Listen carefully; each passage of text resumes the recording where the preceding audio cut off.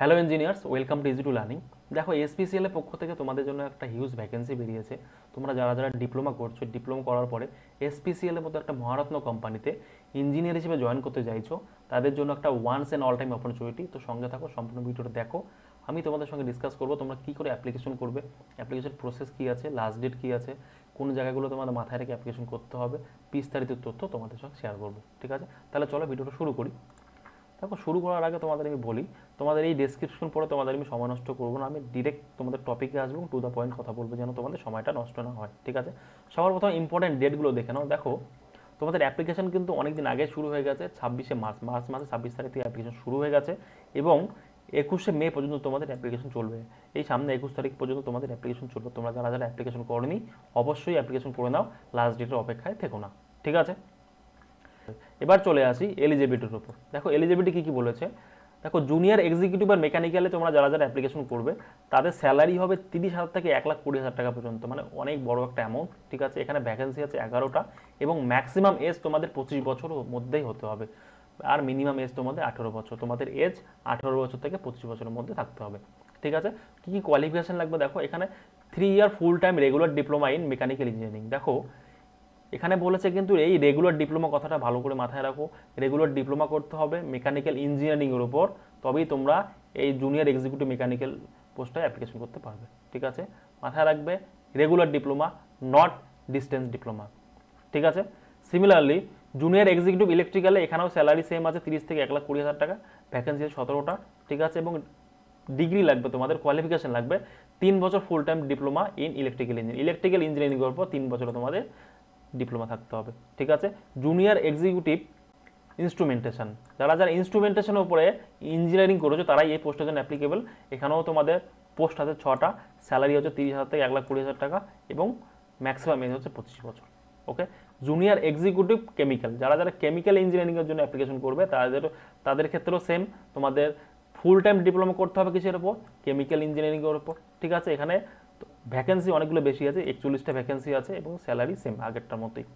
ওকে, এবার junior executive fire and safety, যারা এই পোস্টের জন্য অ্যাপ্লিকেশন করবে তাদের স্যালারি আগের মতোই সেম।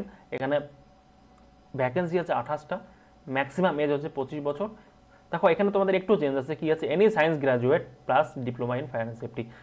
তোমরা যারা যারা সায়েন্সে গ্রাজুয়েট করবে এবং ডিপ্লোমা করবে, কিসের উপর ডিপ্লোমা করবে, ফায়ার অ্যান্ড সেফটির উপর যারা যারা ডিপ্লোমা করবে তারাই এই পোস্টের জন্য এলিজিবল।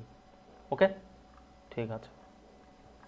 এখানে তোমাদের একটা খুব ইম্পর্টেন্ট জিনিস বলেছে, এটা খুব ভালো করে বুঝবে, বুঝেই তারপর অ্যাপ্লিকেশনটা করবে। ঠিক আছে, তোমরা যারা যারা মেকানিক্যাল ইঞ্জিনিয়ারিং করেছো তোমরা কিন্তু শুধুমাত্র মেকানিক্যাল পোস্টের জন্য এলিজিবল, অন্য কোনো পোস্টের জন্য এলিজিবল না।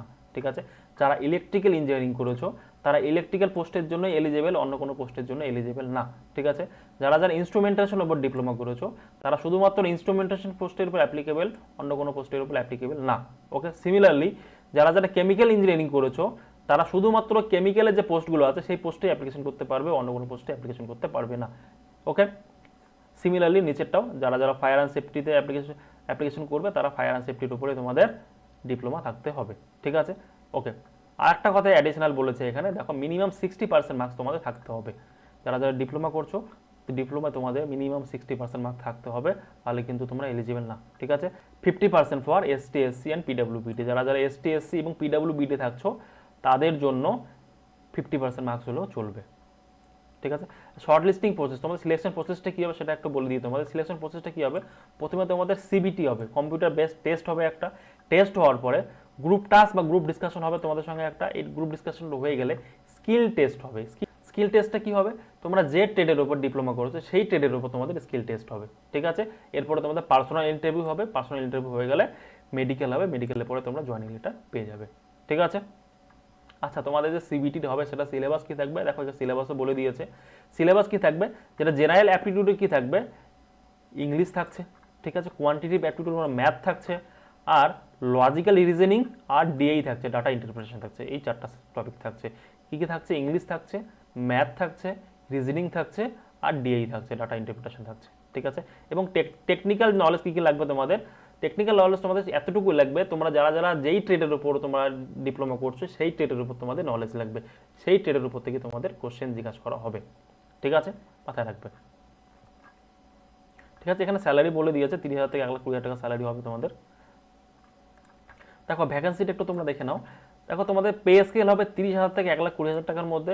এসসির জন্য 15টা সিট আছে, এসটির জন্য 60টা সিট আছে, ওবিসির জন্য, ওবিসি এনসি মানে আছে নন ক্রিমিলেয়ার, যারা যারা ওবিসি নন ক্রিমিলেয়ার তাদের জন্য 27টা পোস্ট আছে, ইডাব্লিউএস এর জন্য আছে 10টা পোস্ট, আনরিজার্ভ ক্যাটাগরির জন্য আছে 44টা এবং টোটাল ভ্যাকেন্সি আছে 103টা। ঠিক আছে, অনেকগুলো ভ্যাকেন্সি আছে, তো অ্যাপ্লিকেশন করে দেবে তোমরা সবাই। ওকে, আচ্ছা এজ রিল্যাক্সেশনটা কীভাবে তোমরা নর্মাল যেটা এজ রিল্যাক্সেশন থাকে, এসটি এসসিদের জন্য 5 বছর এবং ওবিসিদের জন্য 3 বছর এজ রিল্যাক্সেশন তোমরা পেয়ে যাবে। ওকে, আচ্ছা এখানে একটা কথা বলেছে দেখো, ওবিসির জন্য যারা যারা তোমরা ওবিসি ক্যাটাগরি থেকে বিলং করো তোমাদের কিন্তু নন ক্রিমিলিয়ার মানে এনসিএল সার্টিফিকেট থাকতে হবে, তবেই তোমরা ওবিসি বেনিফিট পাবে, নাহলে কিন্তু ওবিসির বেনিফিট পাবে না, মানে সেন্ট্রাল ফর্মেটে তোমাদের ওবিসির সার্টিফিকেট লাগবে। ওকে, দেখো অ্যাপ্লিকেশন প্রসেসটা বলে দিয়েছে এখানে। দেখো অ্যাপ্লিকেশন কী করে করবে তোমরা, দেখো www.hindustanpetroleum.com এই ওয়েবসাইটটাতে যাবে। এই ওয়েবসাইটটা যাওয়ার পরে কেরিয়ার নামে একটা কথা থাকবে, ট্যাব থাকবে, ওখানে ক্লিক করবে। ক্লিক করার পরে কারেন্ট ওপেনিংসে ক্লিক করবে, করলেই তোমরা অ্যাপ্লিকেশন ফর্মটা পেয়ে যাবে। তো ওখান থেকে তোমরা অ্যাপ্লিকেশন ফর্মটা ফিল আপ করবে। ওকে,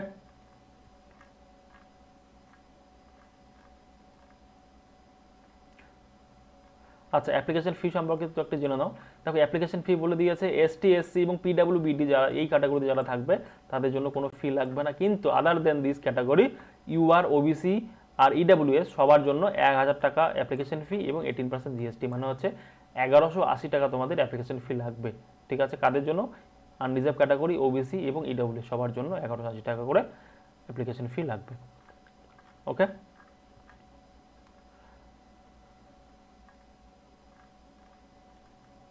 আচ্ছা এই তো হয়ে গেল মোটামুটি তোমাদের অ্যাপ্লিকেশন প্রসেস, সমস্ত কিছু বলে দিলাম। আর বাকি যে ইনফরমেশনগুলো থাকলো সেগুলো ইম্পর্টেন্ট না তোমাদের জন্য, তোমরা অ্যাপ্লিকেশন করো। অ্যাপ্লিকেশন করার সময় যদি কোনো সমস্যা হয় হোয়াটসঅ্যাপে তোমরা এসএমএস করো, এই ডিসক্রিপশনে তোমরা হোয়াটসঅ্যাপ গ্রুপ লিঙ্ক পেয়ে যাবে।